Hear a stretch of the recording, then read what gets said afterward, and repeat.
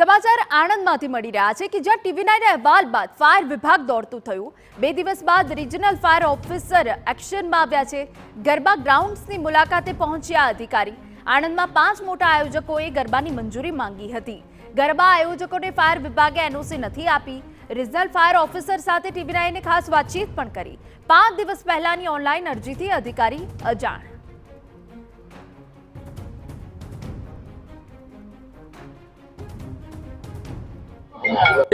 નવલી નવરાત્રીનું આજે બીજું નોરતું। જો કે આણંદ જિલ્લાની વાત કરવામાં આવે તો આણંદ શહેરની આસપાસ 5 મોટા કોમર્શિયલ ગરબા થઈ રહ્યા છે। જો કે ફાયરની NOC ન મળવાને કારણે આયોજકો અત્યારે મૂંઝવણમાં છે। આપણી સાથે રિજનલ ફાયર ઓફિસર જોડાયા છે, આપણે તેમની સાથે વાત કરીશું। સર, આપનો પરિચય? જેપી ગઢવી। સર, આટલું લેટ વિઝિટ કરવાનું કારણ શું? ગઈકાલે જ અમારી જોડે અરજી આવી છે। લગભગ ગઈકાલે સાંજે આવી હતી આ અરજી 5:30-6 વાગે। તમામ આણંદની અરજીઓ ગઈકાલ 6:30 વાગે, એના લીધે અત્યારે વિઝિટ થઈ છે।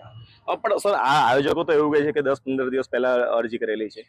ઓનલાઈન પ્રોસેસ છે, જરાક જોઈ શકો છો તમે। તો હવે શું? બસ હવે આ જે વિઝિટ થઈ એના આધારે અત્યારે પોર્ટલ પર ચડી જશે આ ડેટા, ત્યારબાદ અમને મળી જશે। એટલે આજે ઇસ્યુ થઈ જશે। આ હતા અધિકારીનું જણાવવું છે કે આ જે આયોજકો છે તેમના દ્વારા લેટ પોર્ટલની ઉપર અરજી કરવામાં આવી હતી, જેના કારણે આગામી આવતીકાલ સવાર સુધીમાં તેઓને પરમિશન મળી શકે છે। ધર્મેન્દ્ર